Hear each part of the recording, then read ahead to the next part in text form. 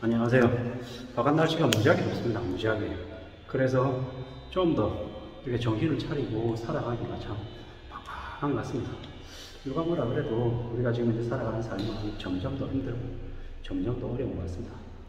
뭐 요새 와서 붙죠. 2008년 리만 사태, 그리고 1997년 IMF 위기에 대한 이야기가 계속 나오는 것 같습니다. 그만큼 현재 한국의 경제 상황, 그리고 전 세계의 경제 상황이 심상치 않다라는 걸 대변해 주는 것 같은데요. 확실한 건 우리네 삶이 지금 현재 점점 더 안 좋아지고 있다는 거. 그리고 그 안 좋아지고 있는 상황을 금방 해결할 수는 없다는 겁니다. 결국에는 그 부채 덩어리들을 뜯어내려고 하면 엄청난 긴축, 그러니까 고통을 감내하는 시간들이 필요하다는 겁니다. 이번에 연끌한 이들이 그 연끌한 대가를 톡톡히 치르게 될 텐데요. 상상을 초월하는 대충격들을 겪게 될 겁니다.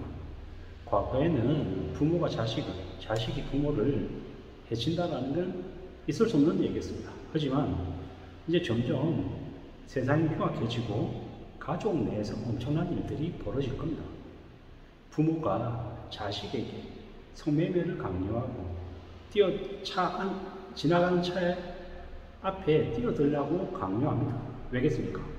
보험금을 타내려고 하는 거죠. 그리고 포르노를 찍게 하고 수치스러운 사진을 촬영해서 그걸 내다 팝니다. 그렇게 해서 돈벌이를 하려고 하는 거죠.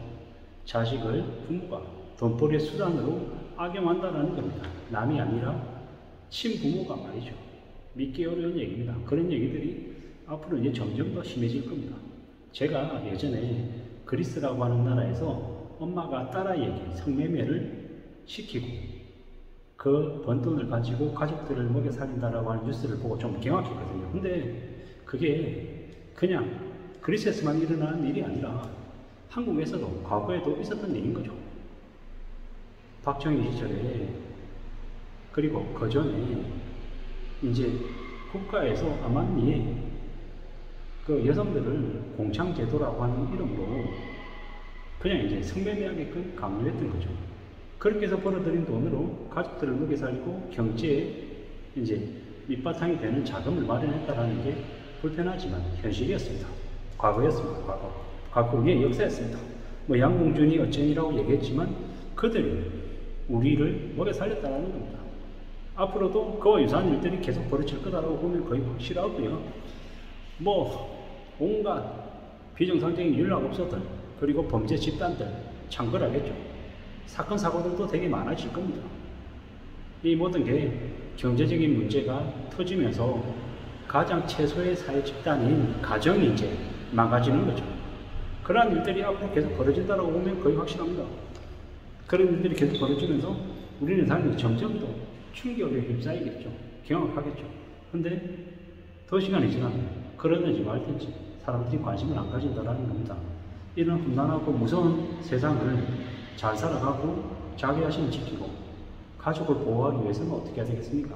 저 같은 가장의 사람들이 목숨 걸고 지켜야 되는 가족, 평범하게 살게끔 해주는 것 뭐겠습니까?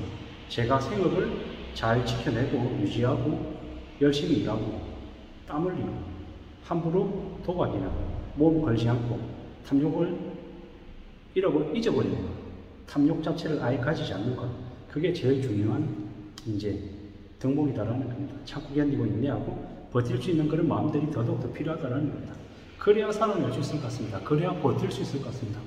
우리가 살아가는 삶이 별거 아닌 것처럼 뭐 남들 다 그렇게 살아. 남들 다 빚 내고 살고, 남들 다 해외여행 가고, 남들 다 키즈카페 가고, 놀이공원 가고, 호캉스 한다라고 얘기하는 놈들 있잖아요. 다 가짜입니다.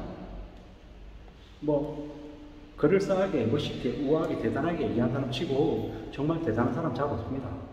우리가 남들을 대단하게 생각하고 저 사람이면 믿을 만하다 신뢰하고 이러는 것 다 버려야 됩니다. 앞으로 긴축의 시대에, 앞으로 디레버리징의 시대에 우리가 믿을 건 뭡니까? 오직 나의 땀, 내 노력, 정성 말고는 없습니다. 가족이라 할지라도 뚱뚱한 생각하고 함부로 여행을 바라고 탐욕을 부리면 어떻게 해야 됩니까? 혼내야 되는 거죠. 뜯으려 패더라도 정신 차리게 만들어야 되는 거죠. 안 그러면 어떻게 됩니까? 세상에 이 탐욕과 더럽고 추악한 것에 걸려들어서 영원히 하청민으로서 벗어나지 못하는 삶을 살게 될 겁니다. 얼마나 무서운 일인지는 우리가 잘 못 느끼는데 우리의 어렸을 시절 그리고 우리의 부모 세대가 이제 겪었던 그런 배고프고 험난하고 충격적인 일들이 빚쟁이들에게는 이제 벌어진다라는 겁니다. 상상 초월한 대충격들이 벌어질 것이기 때문에 더 조심하고 더 애쓰며 살아야 되는 거죠. 그래야 됩니다. 그것 말고는 길이 없다라는 겁니다. 사는 게 쉽다라고 얘기하는 놈들 다 쓰레기들입니다. 가짜입니다. 사는 거 쉽지 않습니다. 어렵습니다. 정말로 힘듭니다. 그 힘들고 어려운 현실을 우리가 살아내고 있는 거고 하루하루 땀 흘리면서 묵묵히는 사람들이 얼마나 많은데요. 그런 사람들 때문에 이 나라가 이만큼 발전한 겁니다. 함부로 유행을 바라고 에코프로니 지랄이 하면서 10배, 20배를 바라던 그 탐욕부리던 이들이 만든 나라가 아니라는 겁니다. 우리가 한심해 보이고 되게 우직해 보이고 답답해 보이는 사람들이 이 나라를 지켰고 이 지역 사회를 유지하고 있습니다. 절대로 잊어서는 안 된다는 겁니다. 세상 공짜 없고 쉽게 생각하면 쉽게 무너진다, 쉽게 망가진다라고 보면 거의 맞습니다. 남들은 힘들게 이렇게 200, 300 버는데 남은 2,300 버는 일 없다는 겁니다.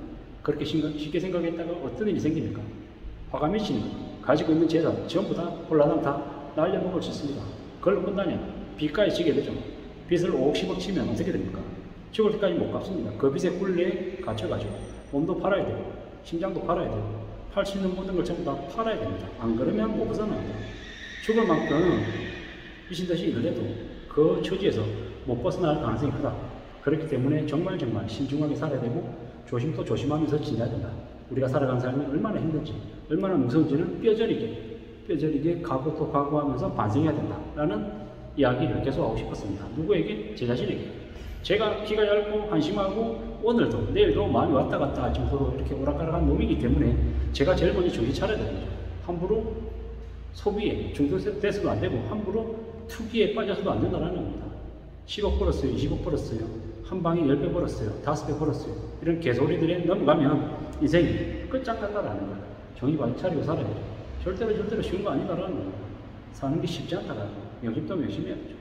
쉬울 것 같았으면 남들 전부 다 하지. 내 주변에 전부 다 부자만 있어야지. 근데 주식 투자해서 부동산 투자해서 부자 된 사람 몇이나 됩니까? 주변에. 그냥 친구 얘기만 하고 있잖아요. 내 바로 이웃이 그렇게 본 사람 몇이나 되냐는 거죠.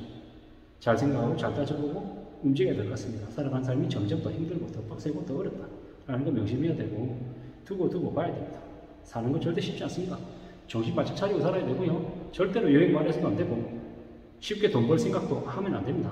참고 견디고 기다리고 또 기다리는 삶만이 우리의 삶을 지켜준다라는 말씀을 드리고 싶었습니다. 감사합니다.